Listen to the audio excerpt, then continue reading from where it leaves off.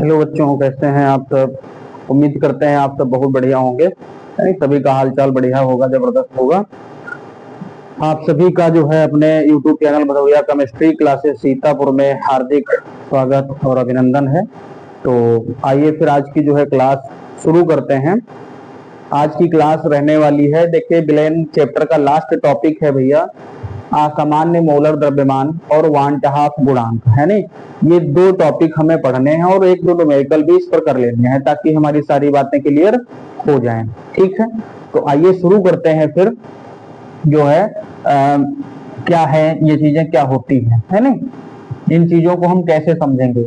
बहुत important topic है ये, मान के चलिए कहीं ना कहीं जो है आपके बोर्ड परीक्षा की दृष्टि से इंपॉर्टेंट टॉपिक माना जाता है। ठीक है, इसीलिए इसे हम इस पर जो है महा इंपॉर्टेंट लिख भी लेते हैं भैया। क्या लिख लेते हैं? महा इंपॉर्टेंट लिख लेते हैं। ठीक है, बहुत बेहतरीन टॉपिक रहने वाला है। और एक चीज आप लोग ध्यान रखिए, जितने भी क्लासेस हो चुकी हैं, है नहीं, उन क्लासेस को आप रिवीजन के तौर पर या नहीं, जिन बच्चों का पढ़ा हुआ है वो क्लास के तौर पर रेगुलर देखो भैया। ठीक है, अगर स्किप करके अगर आप वीडियो देखते हैं तो फिर आपको समझ में शायद नहीं आएगा। और केमिस्ट्री वैसे भी जो है कंटिन्यूटी की डिमांड करती है नहीं। लगातार भले ही आप 20 मिनट चीजों को पढ़ें, लेकिन रोज पढ़ना होता है। रोज नहीं पढ़ोगे तो टॉपिक आपको समझ में नहीं आएगा। ठीक है, तो देखते हैं भैया ये असामान्य मोलर द्रव्यमान जो है ये होता आखिर क्या है। यानी ऐसे मोलर द्रव्यमान, ऐसे मोलर द्रव्यमान जो सामान्य से कम या अधिक होते हैं, कम या अधिक होते हैं, अधिक होते हैं, असामान्य मोलर द्रव्यमान कहलाते हैं। असामान्य मोलर द्रव्यमान कहलाते हैं। समझ में आया होगा। यानी जो साधारण हम सामान्य स्थिति में मोलर द्रव्यमान निकालते हैं भैया, उनसे अगर कम या ज्यादा मिलते हैं तो उनको हम असामान्य मोलर द्रव्यमान कहते हैं। ठीक है, बात क्लियर हुई होगी मेरे ख्याल से। इसी पर जो है एक चीज ध्यान रखिएगा, वांट हाफ ने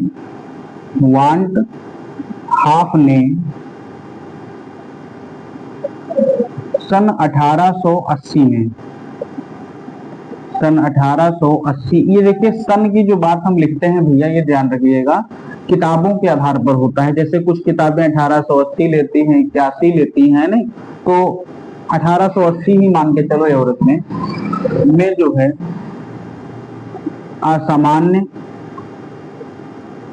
मोलर द्रव्यमान ज्ञात करने के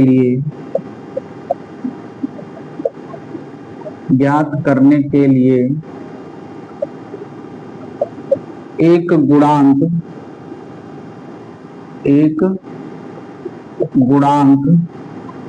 की खोज की। किसने खोज की है भैया? तो वांट हाफ ने खोज की है। इसे वांट हाफ गुणांक कहते हैं, वांट हाफ फैक्टर या गुणांक कहते हैं। व्यक्त काहे से भैया करते हैं? तो व्यक्त करते हैं इसे स्मॉल आई से प्रदर्शित करते हैं। काहे प्रदर्शित करते हैं? स्मॉल आई से जो है प्रदर्शित करते हैं। तो ये दोनों भाषाएं समझ में आई होंगी। बोर्ड में आप देखेंगे तो शायद 2022 का जो पेपर भैया लगा हुआ है उसमें आपसे ये चीजें पूछी गई हैं, है नहीं, क्वेश्चन के साथ में पूछा गया है। बताते हैं, थोड़ा लाइट डाउन कर लें।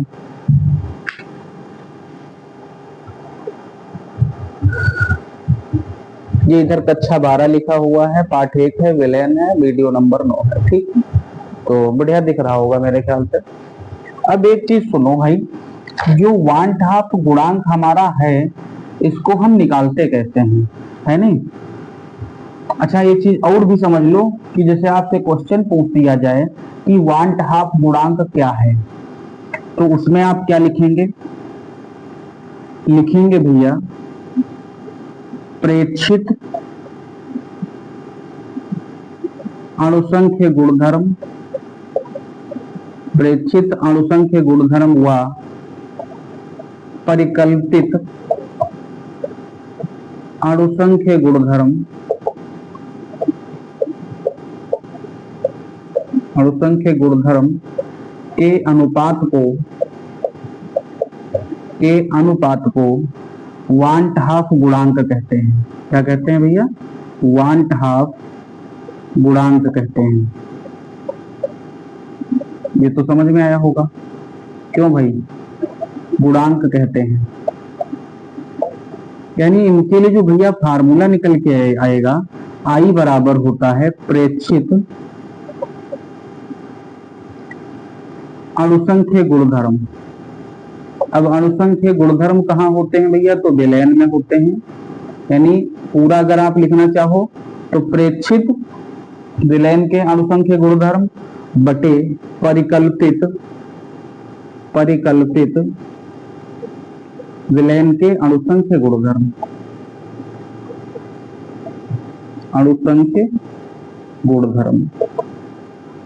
इनसे आप चीजों को निकाल पाते हैं भैया। आई का मान जो है कुछ ऐसे निकलता है। ये हमारा वैसे मेन फार्मूला है। अब प्रेक्षित अणुसंख्य गुणधर्म में और परिकल्पित अणुसंख्य गुणधर्म में कौन कौन पार्टिसिपेट करता है भैया, तो थोड़ा ये चीज हम देखेंगे। यानी यहाँ पर हमारा मोलर द्रव्यमान भी भाग लेता है और जितने भी विलयन के अणुसंख्य गुणधर्म होते हैं वो सब भाग लेते हैं। जैसे हमारा परासरण दाब भी भाग ले लेता है भैया, परासरण दाब, ठीक है। और क्वथनांक में उन्नयन भी भाग लेता है, क्वथनांक में उन्नयन। और हिमांक में अवनमन भी भाग ले लेता है, हिमांक में अवनमन। यानी अगर हम बात करें और एक चीज भी समझो, वाष्प दाब में आपेक्षिक अवनमन भी भाग लेता है। वाष्प दाब में आपेक्षिक अवनमन भी जो है भाग ले लेता है। अब सर इनको हम कैसे लिखेंगे? देखो ऐसा होता है, प्रेक्षित का मतलब होता है जो दिया गया हो क्वेश्चन में, ठीक है। आपके प्रश्न में जो चीजें दी गई हैं भैया वो प्रेक्षित होती हैं, आप जो निकालते हैं वो परिकल्पित होती हैं। दोनों को भाग कर देंगे तो आई निकल आता है, ठीक है। उम्मीद करते हैं ये चीजें आपको समझ में आई होंगी। आप मेन फोकस करिएगा इन पर। जैसे हम कहें कि हमें आई निकालना है तो हम वाष्प दाब में आपेक्षिक अवनमन के आधार पर अगर निकालें तो कैसे निकालेंगे? तो आप ऊपर लिखेंगे कि प्रेक्षित वाष्प दाब में आपेक्षिक अवनमन, है ना, या प्रेक्षित विलायक का वाष्प दाब, परिकल्पित विलायक का वाष्प दाब, या प्रेक्षित विलयन का वाष्प दाब बटे परिकल्पित विलयन का वाष्प दाब, ठीक है। मान लो परासरण दाब में निकालना होता तो प्रेक्षित परासरण दाब बटे परिकल्पित परासरण दाब, ठीक। उम्मीद करते हैं समझ में आया होगा। आप इसका स्क्रीनशॉट फटाक से कर लीजिए।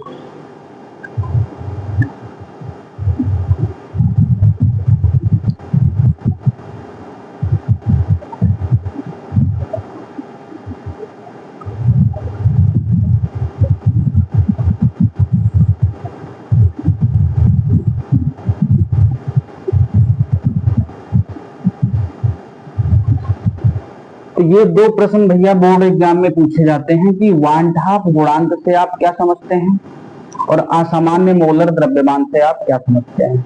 अगर ये परिभाषा पूछता है तो आप ये वाली लिख के आओगे, और वांट हाफ की पूछता है भैया तो आप ये वाली लिख के आओगे, ठीक है। ये दो बातें हैं। अब ये चीजें होती कहाँ हैं? अगर हम इनकी बात करें तो ये वांट हाफ गुणांक फैक्टर जो है ये इन्वॉल्व कहाँ पर होता है नहीं? तो विलयन के भैया जितने भी अणुसंख्य गुणधर्म हैं, विलयन के जितने अणुसंख्य गुणधर्म हैं उन सब पर ये लागू होता है। यानी विलयन के सभी अणुसंख्य गुणधर्मों पर ये लागू होता है। तो पहले हमने आपको पढ़ाया था वाष्प दाब में आपेक्षिक अवनमन, वाष्प दाब में आपेक्षिक अवनमन हमने सबसे पहले आपको इसमें पढ़ाया था। तो इसमें जो पढ़ाया है यानी ये पहला अणुसंख्य गुणधर्म है। इसका फार्मूला भी आपको हमने बताया था कि P0 - PS बटे P0 बराबर में स्मॉल w बटे small m dash into capital M dash बटे कैपिटल W। ये फार्मूला तो हमारा लगेगा यही, लेकिन यहाँ पर आएगा क्या, तो I आ जाएगा भैया। ठीक है, अगली हम बात करें अगर, तो दूसरा हमने पढ़ाया है परासरण दाब, और परासरण दाब में क्या पढ़ाई है, विलयन समीकरण पढ़ाई है। पाई बराबर हमने कहा था CST कहो, या फिर पाई बराबर भैया WST बटे MD कहो। ये दो फार्मूले बताए थे, ये सांद्रता के आधार पर था, ये ब्रह्मास्त्र फार्मूला था। इन दोनों में ही वांठा फैक्टर इन्वॉल्व होगा, है ना, आई जुड़ेगा, आई मतलब वांठा फैक्टर होता है। तीसरी बात हमने पढ़ाई है क्वथनांक में उन्नयन, क्वथनांक में उन्नयन पढ़ाई है। ये दो प्रकार से भैया पढ़ाया है, एक मोलर के लिए था और दूसरा मोलर के लिए था। तो मोलर वाले में जब इन्वॉल्व होगा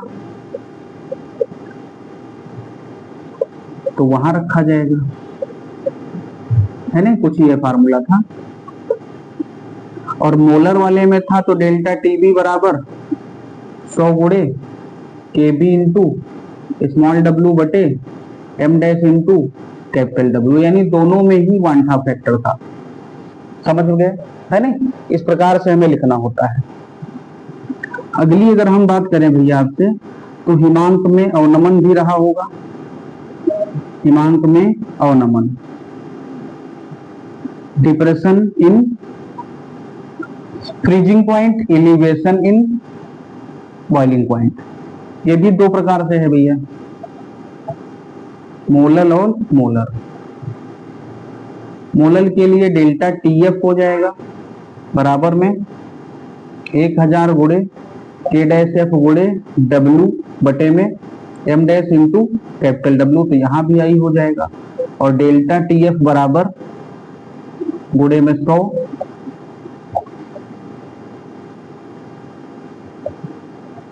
ये हैं, इनमें लगेंगे ये फार्मूले। उम्मीद करते हैं बेहतर समझ में आए होंगे आपको।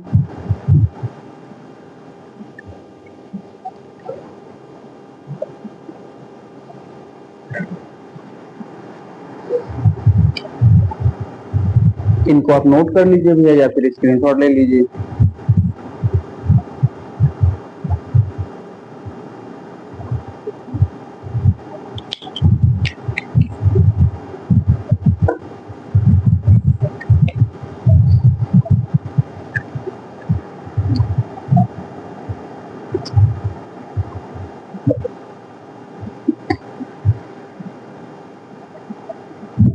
समझ गए होंगे फिर तो, हैं, ठीक, आगे बढ़ते हैं भैया।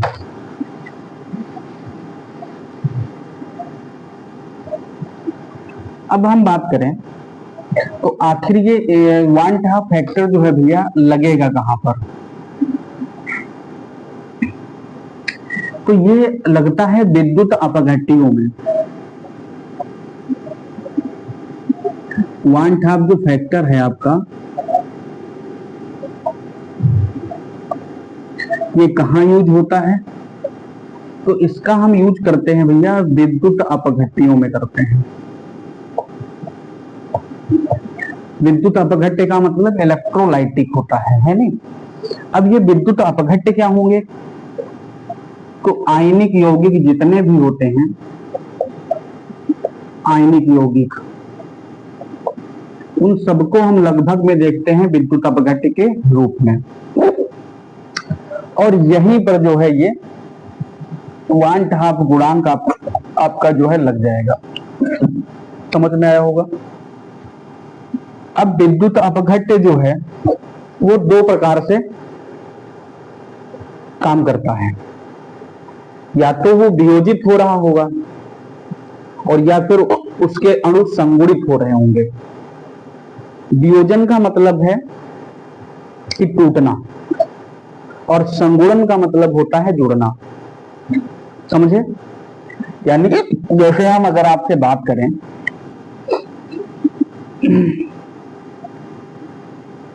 NaCl है हमारे पास, और उसमें जो है वियोजन की घटना को देखना है, तो ये आयनित होगा अपने मूल आयनों में, समझे? ये क्या है? वियोजन है। अगर हम इधर से ऐसे देख रहे हैं तो वियोजन है, और यहां से ऐसे देख रहे हैं तो संगुणन है। तब क्या है? संगुणन। और इधर क्या है? वियोजन है नहीं? संगुणन आयनों में भी होता है, अणुओं में भी होता है। जैसे एक मोल किसी पदार्थ का था और वो संगुणित होकर के n अणु उसके बना लेता है, समझे? एक मोल था, आपस में जुड़ करके वो an बनाता है। an जो है एक से अधिक अणुओं को प्रदर्शित करता है, ठीक। सामान्य स्तर पर अगर देखें तो ये AX और BY नामक कोई पदार्थ था जो वियोजित हुआ होगा, और वियोजित होने के पश्चात XA प्लस बनाएगा और YB माइनस बनाएगा। ये वियोजन हुआ है, ये संगुणन हुआ है। अगर ये n ना समझ में आता हो तो n इधर भी लिख सकते हो। इस प्रकार से बातें कुछ करनी है। अब तो दो बिंदुओं पर हमें चर्चा करनी है भैया, कि संगुणन क्या है और वियोजन क्या है। सबसे अच्छा इन दोनों में भैया कौन इंपॉर्टेंट है? इन दोनों की अगर हम बात करें तो वियोजन ज्यादा इंपॉर्टेंट है। वियोजन जो है वो इंपॉर्टेंट है, संगुणन इंपॉर्टेंट है नहीं है। तो संगुणन के भैया कोई प्रश्न एनसीईआरटी से लगा करके बालाजी, एक्टिव, किसी भी पब्लिशर्स ने संगुणन पर एक भी क्वेश्चन नहीं दिया हुआ है, किसी भी एक्सरसाइज में नहीं है। दूसरी चीज एक और बताएं आपको, संगुणन पर लगातार पीछे गत 10 वर्षों में कोई क्वेश्चन भी उठ के नहीं आया है। तो हम वियोजन की ही बात करते हैं, लेकिन संगुणन आपको फार्मूला के रूप में पढ़ा देंगे। माना कोई विद्युत अपघट्य, कोई विद्युत अपघट्य AX व BY हो तो AX व BY हो तो अब देखो ये किस प्रकार से टूटेगा। AX और BY है भैया, और ये टूट जाएगा आपका X, जो कि ऑक्सीडेशन नंबर को दिखाते हैं, XA प्लस N हो जाएगा। N मतलब समझ रहे हो यहाँ पर क्या है? N का मतलब है इनकी संख्या, है नहीं? प्लस माइनस कोई निश्चित तो है नहीं यहाँ पर कितने हैं, तो एक प्लस लिख लो। अच्छा, दूसरी बात करें अगर हम YB माइनस, यहाँ पर हमें वियोजन या संगुणन होते समय दो स्थितियों का आकलन करना होता है। पहली जो स्थिति होती है तो प्रारंभ की हम देखते हैं, प्रारंभ में, और दूसरी जो भैया होती है वो साम्य स्थिति में होती है, यानी साम्यावस्था में। साम्यावस्था में पहली जो देखते हैं वो प्रारंभ में देखते हैं, और दूसरी जो देखते हैं वो साम्यावस्था में देखते हैं। यानी प्रारंभ की स्थिति में मान लो हमारे पास 1 मोल था, विद्युत अपघट्य का कितना मोल था? 1 मोल था, ठीक है। जब वियोजन हुआ नहीं होगा, मतलब टूटना शुरू नहीं हुआ होगा, तो ये आयन बने होंगे? नहीं बने होंगे, यानी 0-0 रहेगा। क्लियर है ना बात? ठीक है। संगुणन नहीं, वियोजन पढ़ा ना, वियोजन हुआ और एक लास्ट स्थिति तक हम चले गए कि वियोजन अब इसके आगे नहीं होगा। जब वियोजन हुआ मान लो, तो ये X अल्फा इधर बचा, इसका अणु टूट गया, और इसी का X अल्फा Y अल्फा, ये Y दे रखा तो Y अल्फा यहाँ पर हो जाएगा। Y अल्फा भाग इधर पहुंचा, यानी जो हमारे पास 1 मोल था, उस 1 मोल में से अल्फा बटा, और अल्फा दो जगह से शेयर हो गया, X अल्फा और Y अल्फा, समझे? तो अगर हम बात करें I की यहां पर, तो I का भैया देखेंगे हम, प्रेक्षित मोलों की संख्या,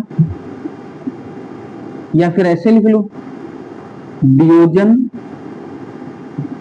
के पश्चात। अब ये वियोजन के पश्चात की स्थिति है, वियोजन के पश्चात मोलों की संख्या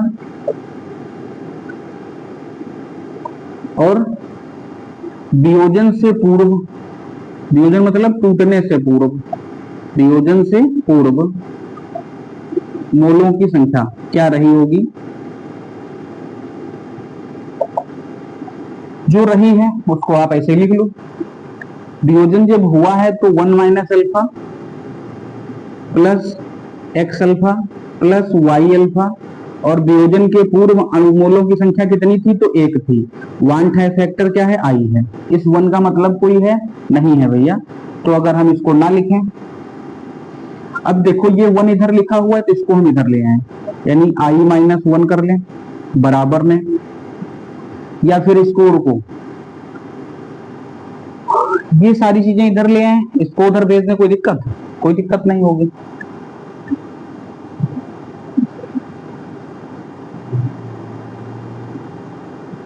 कोई दिक्कत नहीं होगी।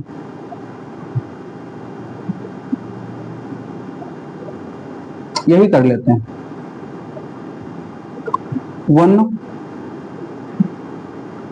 इस अल्फा वाले इधर, इन सबको हम इधर ला रहे हैं।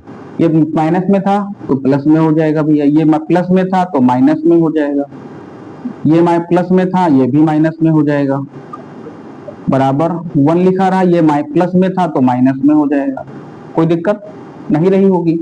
अल्फा अगर हम कॉमन कर ले यहाँ पर, तो अल्फा जब हम कॉमन करेंगे भैया, अल्फा कॉमन करेंगे तो इधर 1 बचेगा, माइनस अल्फा कॉमन कर लिया है, माइनस एक्स माइनस वाई बचा है, बराबर में 1 माइनस आई बचा है। ठीक है भाई, अल्फा कॉमन किया तो एक इधर बचेगा, एक्स इधर छूट जाएगा माइनस का, वाई इधर माइनस का छूट जाएगा। ठीक है, अल्फा 1 माइनस, इस माइनस को हम फिर से बाहर ले रहे हैं तो एक्स प्लस वाई हो जाएगा, एक्स प्लस वाई हो जाएगा भैया, बराबर में क्या होगा 1 माइनस आई होगा। आगे देखो, यदि x प्लस वाई को जो हम क्या मान लें n, क्या मान लें n मान लें भैया, x प्लस वाई को हम क्या मान लें n मान लें। अच्छा ये n है क्या, n की बात अगर हम करें तो क्या है, आयनों का योगफल है ना, आयनों का योगफल है भैया, आयनों का योगफल है। अगर हम n की बात करते हैं तो आयनों का योगफल है। इस x प्लस वाई की जगह पर हम क्या रिप्लेस करेंगे, n रिप्लेस करेंगे, तो अल्फा 1 माइनस n बराबर में आई, नहीं 1 माइनस आई, 1 माइनस आई, यही तो बनेगा भैया। अल्फा बराबर हम देखेंगे तो क्या होगा 1 माइनस आई बटे 1 माइनस n, यही तो मिलेगा हमें, यही तो मिलेगा ना।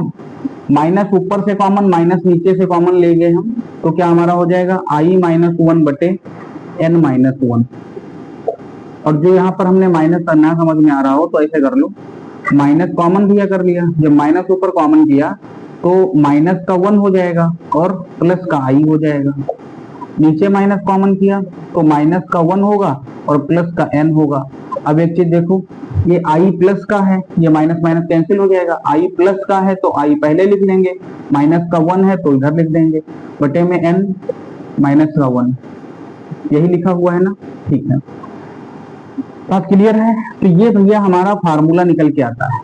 एक बार फिर समझें कि यहाँ पर जो अल्फा है हमारा, अल्फा क्या है भैया, वियोजन की मात्रा है, वियोजन की मात्रा है, अल्फा जो है वियोजन की मात्रा है। अगर हमें इसको परसेंट में निकालना हो, को प्रतिशत में ज्ञात करने के लिए 100 से गुणा करते हैं, 100 से गुणा करते हैं, 100 से गुणा करते हैं। n क्या है भैया, तो n आयनों की संख्या है, ऊपर लिख चुके हैं, आयनों का योगफल है, और i भैया क्या है, तो 1/2 फैक्टर है, 1/2 पूर्णांक है। बताओ क्लियर हुआ होगा मेरे ख्याल से आपको। इसका स्क्रीनशॉट भैया कर लीजिए।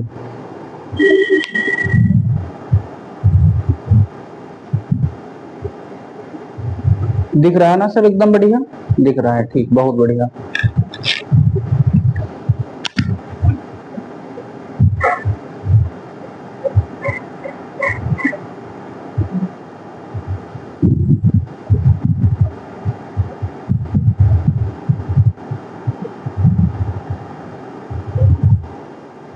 अब एक चीज सुनो भाई, आगे बढ़ते हैं, फिर इरेज कर दें इसको। ठीक, कर लिया ना? बढ़िया समझ में आया होगा, उम्मीद करते हैं आपसे।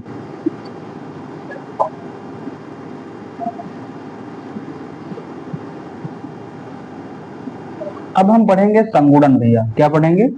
संगुणन पढ़ेंगे। संगुणन में होता क्या है सुनो, ये अनइम्पोर्टेंट है, कोई ज्यादा इंपॉर्टेंट नहीं, लेकिन हम फार्मूला इसका डिराइव कर लेते हैं, है नहीं? क्वेश्चन की बात करें भैया तो क्वेश्चन इस पर नहीं मिलते हैं, हम वियोजन पर क्वेश्चन करेंगे सिर्फ, और वन हाफ के फैक्टर से क्वेश्चन कर लेंगे। देखो इसमें होता यह है कि हम कोई पदार्थ है लेते हैं, माना किसी विद्युत अपघट्य के 1 मोल संगुणित होकर AN अणु बनाते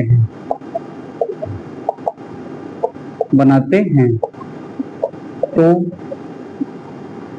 यानी A हमारे पास कुछ था, संगुणित हुआ और AN बन गया। A था 1 मोल, A का था, A का 1 मोल था और संगुणित हुआ और AN अणु बनाता है नहीं? जब अणुओं की बात करें, अणु बढ़े तो फिर ये होता है संगुणन, और टूटे तो वियोजन होता है। यहां भी वही 2 केस हैं, प्रारंभ में और साम्यावस्था में। साम्यावस्था में कहो या फिर अंत में कहो, बात एक ही है। इसका भैया 1 मोल था, मानो 1 मोल था, है नहीं? जब संगुणन शुरू नहीं हुआ होगा तो ये बात तो 0 रही होगी। बताओ रही होगी नहीं रही होगी? बिल्कुल रही होगी। ठीक है, ये n कहां से आया? तो इधर भी n लिख सकते हो आप, कोई दिक्कत नहीं। अब जब संगुणन शुरू हुआ तो 1 माइनस अल्फा हो गया ये, और अल्फा बटे n भाग जो है इसके संगुणित हो गए, अल्फा बटे n भाग संगुणित हो गए। तो फिर से वही बात है कि I बराबर क्या होगा? प्रेक्षित विलयन के अणुसंख्य गुणधर्म। प्रेक्षित विलयन के मोल कह लो, अणुसंख्य गुणधर्म का कोई मतलब नहीं, मोल भी होगा एक अणुसंख्य गुणधर्म के रूप में, बटे परिकल्पित, या फिर पूरी बात अगर लिखते हो तो पूरा ऐसे लिख लो, संगुणन के पश्चात, ऐसे लिखो ज्यादा बढ़िया रहेगा। संगुणन के पश्चात प्रेक्षित मोल बटे संगुणन से पूर्व परिकल्पित मोल, ये बात हम करेंगे, है नहीं? तो संगुणन के पश्चात कितने गए हैं? 1 माइनस अल्फा प्लस अल्फा बटे n है, और संगुणन से पूर्व कितने हैं? तो 1 है। इधर 1 का फैक्टर I। आगे समझते हैं भैया, इस 1 का कोई मतलब नहीं है, यानी I बराबर 1 माइनस अल्फा प्लस अल्फा बटे n, यही तो बनेगा। समझ में आया ना? इस 1 को, अच्छा ठीक है, इस माइनस यानी अल्फा वाले को हम इधर ले आए, पश्चांतर कर दें, आई को उधर पश्चांतर कर लें, कोई दिक्कत रहेगी? नहीं होनी चाहिए। माइनस में है तो प्लस में हो जाएगा, ये प्लस में है तो माइनस में हो जाएगा, बटे में 1 माइनस आई हो जाएगा। इतना तो समझ में आया होगा।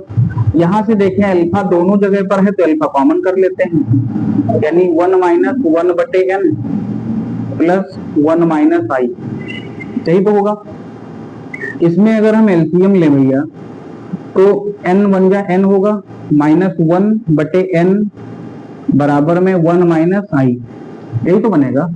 एल्फा बराबर 1 माइनस आई बटे, अब देखो इसको अगर हम इसके नीचे भेजेंगे, इनके अल्फा के गुणे में लिखा तो इसके बटे में चला जाएगा ये, तो बटे में जब जाएगा भैया तो क्या होगा? बटे में जब जाएगा तो ये पलट जाएगा, और पलटने के बाद में इसका n जो है ऊपर चला जाएगा और n माइनस 1 जो है वो नीचे आ जाएगा। ये हमारा है फार्मूला, ठीक है। अब यहाँ n क्या है, n जो है भैया वो संगुणित अणु है। क्या है, संगुणित अणु है। और I क्या है, वांठा फैक्टर है, वांठा गुणांक है। और अल्फा संगुणन की मात्रा है, संगुणन की मात्रा है। तो उम्मीद करते हैं ये चीज आपको समझ में बहुत बेहतरीन आई होगी। फटाक से लिख लो, स्क्रीनशॉट कर लो।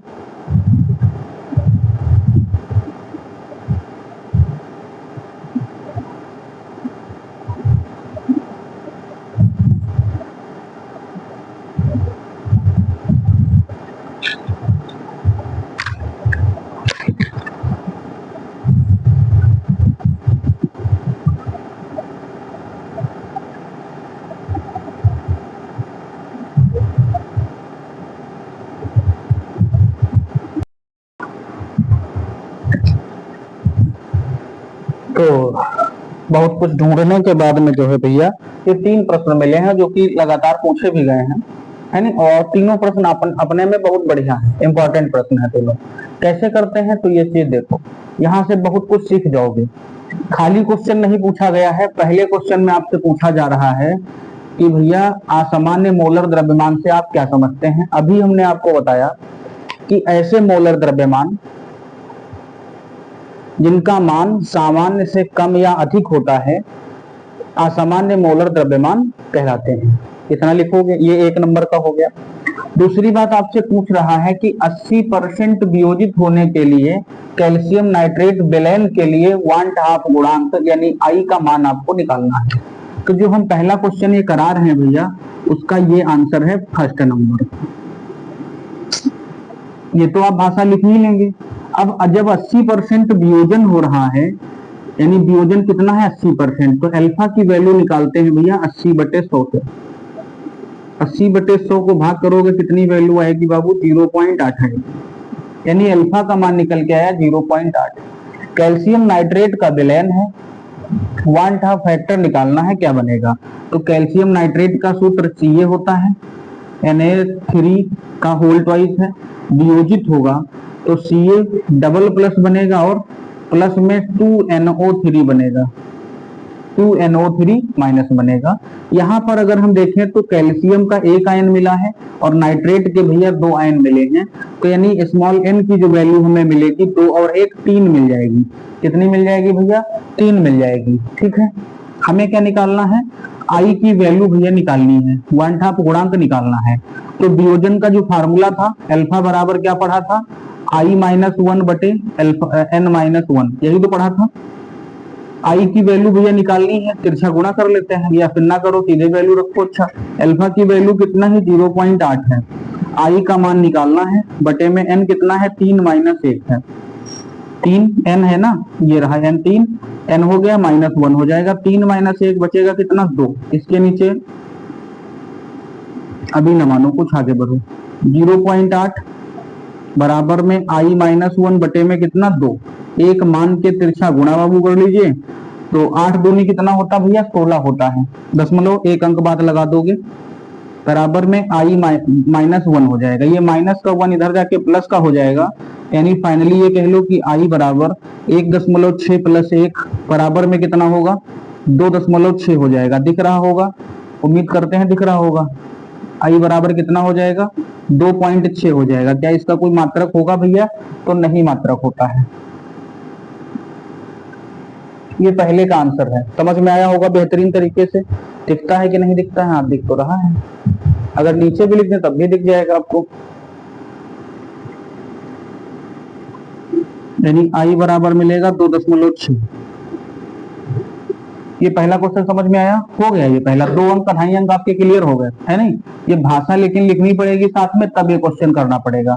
दूसरे क्वेश्चन की अगर हम बात कर लें तो ये क्या कह रहा है, सुनो कि वांट हाफ गुणांक से आप क्या समझते हो। तो भैया अभी हमने आपको बताया इसी वीडियो में कि वांट हाफ गुणांक क्या है नहीं।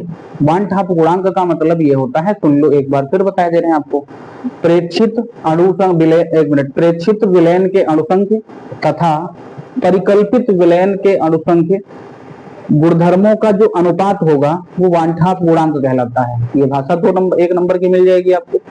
एक दिन 2 लाइन मुश्किल से 1 नंबर आपको मिलेंगे। फोकट की तो भाषा है, फोकट के नंबर भी हैं, है नहीं। लेकिन इसके आगे क्वेश्चन है, इसके आगे जो है क्वेश्चन है, और क्वेश्चन कह रहा है भैया कि 0.1 मोलल कैल्शियम नाइट्रेट के लिए क्वथनांक में उन्नयन की गणना करनी है यदि Kb का मान इतना दिया हो आपको। यही तो कह रहा है क्वेश्चन। तो ये भैया सॉल्यूशन नंबर 2 है हमारा। भाषा तो आप लिख ही लेंगे, पीछे लिखवा चुके हैं। यानी यहाँ पर हमें मोलल यानी मोललता दी हुई है भैया, कितनी है 0.1 है। मोललता कितनी दी है 0.1 दी हुई है, ठीक है। और क्या दिया हुआ है, कुछ नहीं दिया हुआ है भैया, कैल्शियम नाइट्रेट है। वियोजन कितने % हुआ है, ऐसा कुछ सवाल में कहा नहीं गया है। जब ये कुछ ना कहा जाए तो अल्फा की वैल्यू आप हमेशा क्या मानते हो, 1 मानते हो। क्या मानोगे, 1 मानोगे। और एन की बात करें भैया तो अभी हमने निकलवाए थे आपसे,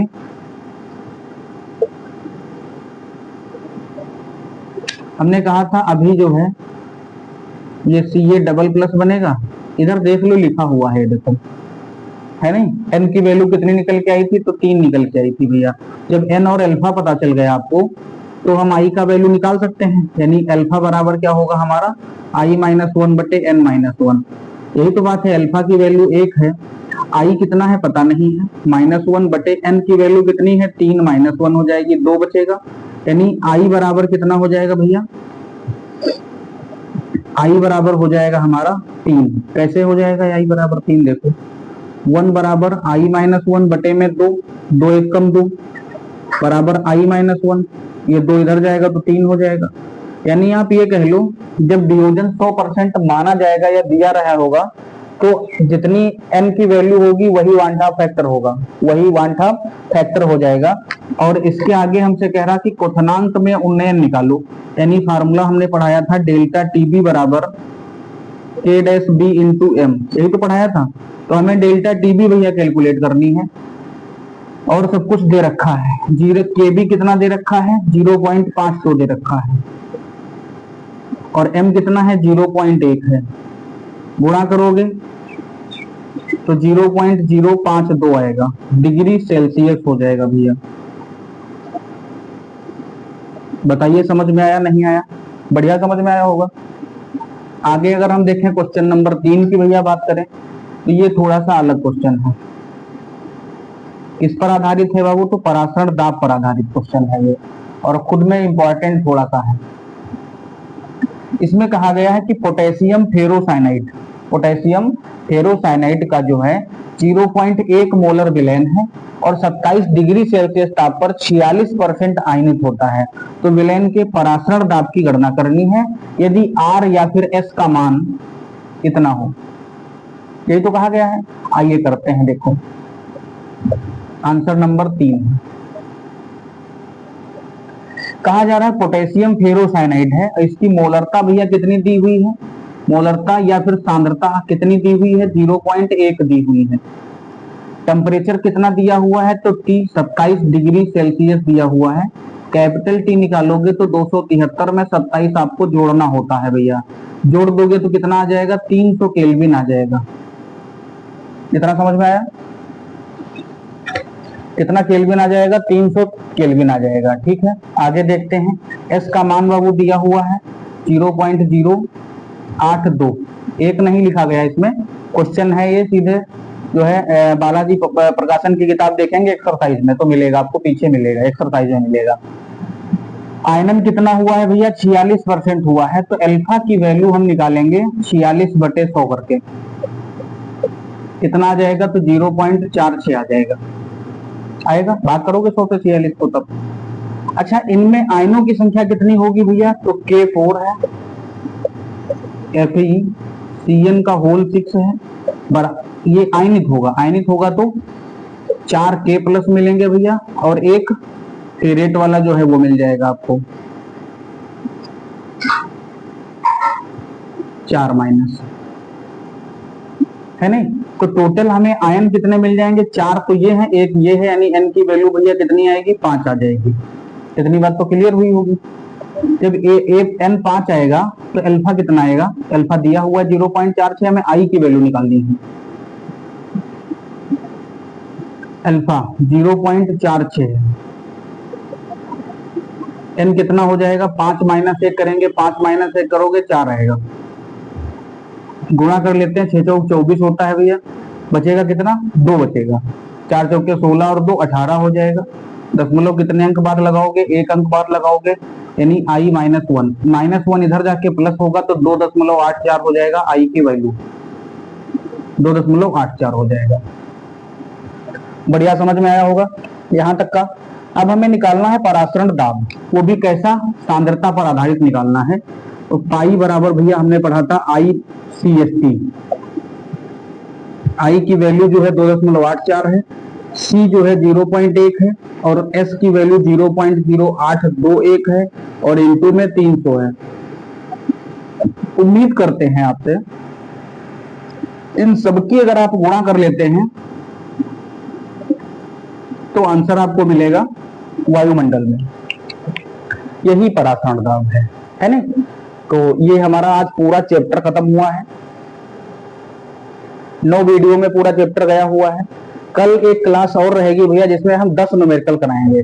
वो 10 न्यूमेरिकल उम्मीद करेंगे कि लगभग 1 घंटा 20 मिनट में हो जाएगा, है नहीं हो पाएगा तो थोड़ा और टाइम जाएगा, कल की थोड़ा क्लास लंबी होगी, और पूरे चैप्टर के न्यूमेरिकल हमें जो बढ़िया न्यूमेरिकल हैं वो सारे करा लेने हैं। बताइए कैसा लगेगा आपको, बहुत अच्छा लगेगा उम्मीद करते हैं, ठीक है। तो आज बस इतना ही है भैया, ये चैनल आपका है, शेयर करना ना भूलें बिल्कुल भी, अपने दोस्तों में जरूर शेयर करें, जो कक्षा 12 का छात्र है, 11 का है, 10 का है।